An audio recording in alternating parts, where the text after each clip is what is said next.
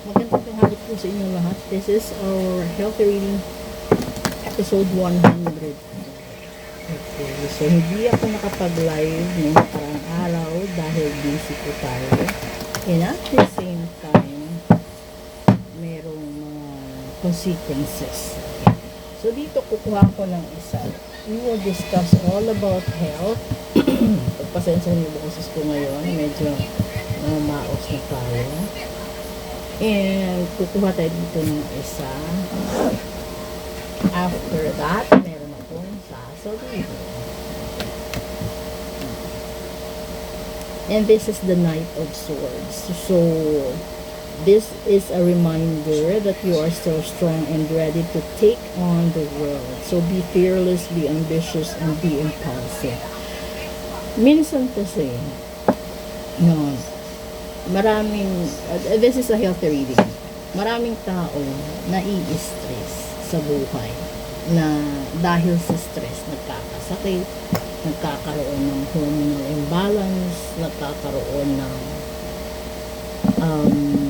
switching ng decision sa buhay nila. This type of card reminds you of being who you are.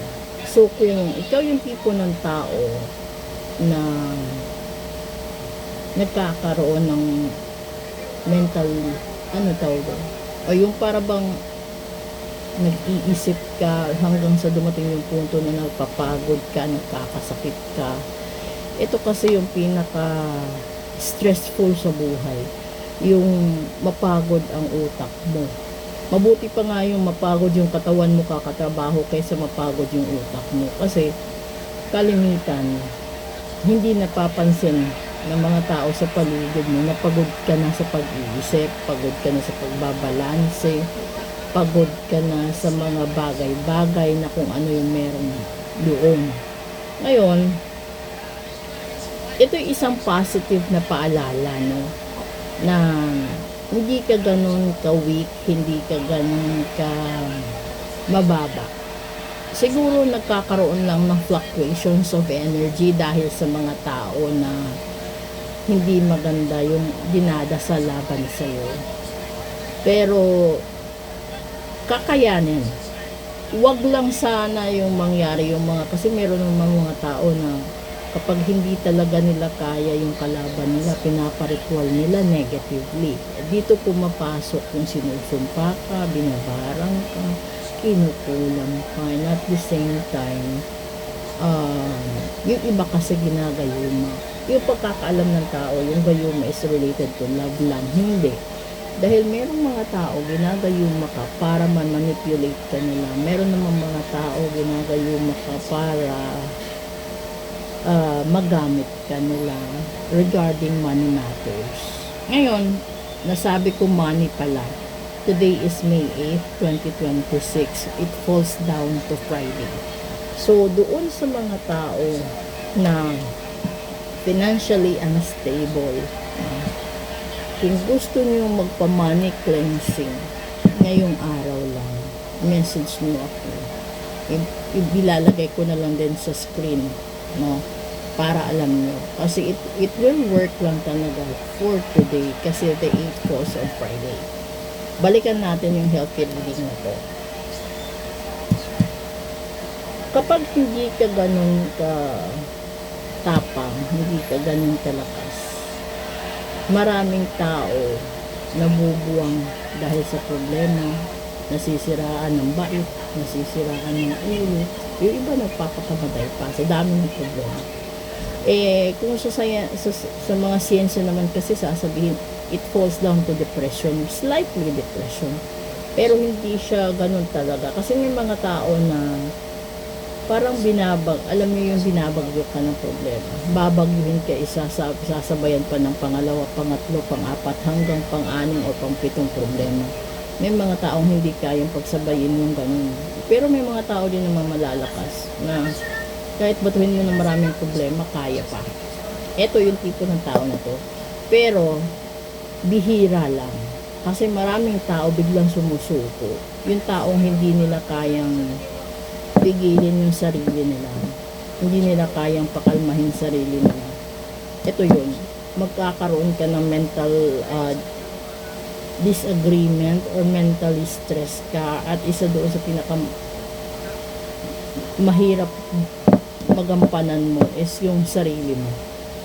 Kasi kung hindi mo kayang kontrolin ang isipan mo, emosyon mo, paano mo ko kontrolin ang tao sa paligid mo? 'Di ba? Ito 'yon. So kung marami kang problema, magkalma ka. Ikalma mo sarili mo kasi you will never regain any solutions at all kapag magulo ang isipan mo. So, dun mo mahuhuli yung sagot sa lahat ng problema mo kung nananahimik ka or posible magmuni-muni ka sa sarili mo. Maliban na lang kasi talaga kung ikaw yung tipo ng tao na pinakulam ka para maging magulo ang buhay mo, maging magulo isipan mo, mabwisit ang pera mo, mabwisit ang kalusugan mo, literal, kasi nasa healthy living tayo. Kung gusto mong malaman alin doon ang nangyayari sa buhay mo, i-message mo ako dahil ngayon is the way. So, yung iba kasi nagdadasal ng kabutihan, yung iba naman nagdadasal ng kasamaan laban sa'yo. So, hindi mo rin alam kung ano yung binabato sa'yo. Kasi hindi naman lahat ng tao nagsasabi, hindi naman lahat ng tao nagkukwento. Pero, ang pinakamahalaga doon, kung napanood nyo yung video bago ito, meron akong in-upload kahapon. Kahit anong gawin mo, o kahit anong sunod mo sa lahat ng mga pampaswerte, pampatanggal ng kung ano-ano sa online, ang hindi sinasabi ng mga sikat, no, sa social media na healers, tarot readers, ang hindi nila sinasabi doon is yung katotohanan. Kasi they are not focused naman sa totoong pagtulong. They are focused on how to regain viewers, followers, income for themselves. And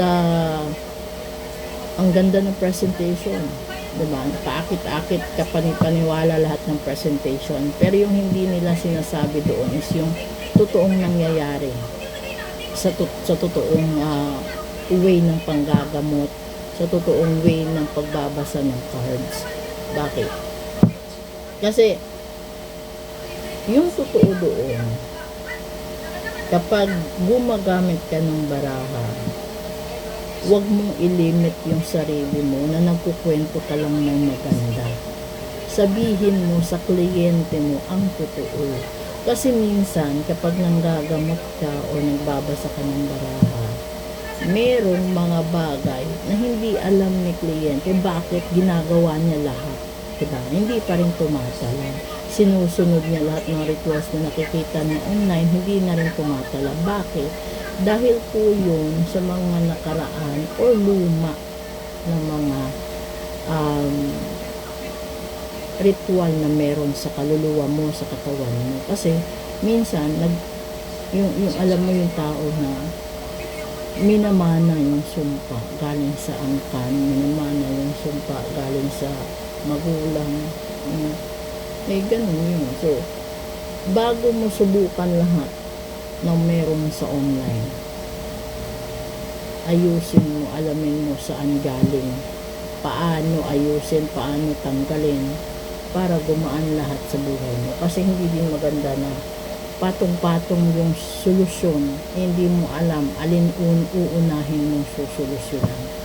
Kasi yung kung sa damit pa, diba, maraming mansa, unahin mo yung pinaka malalang mansa sa buhay mo bago mo ayusin yung pinaka madali tanggalin. Kasi walang saysay kung hahayaan mo yung mga lumang mansa tapos yung gusto mo lang yung tatanggalin mo, walang solusyon at walang magagandang mangyayari sa buhay mo pag ganun. So proceed tayo sa daily episode natin and check natin kung ano yung tinutumbok nito. Okay? Mental stress ang meron dito. Thank you.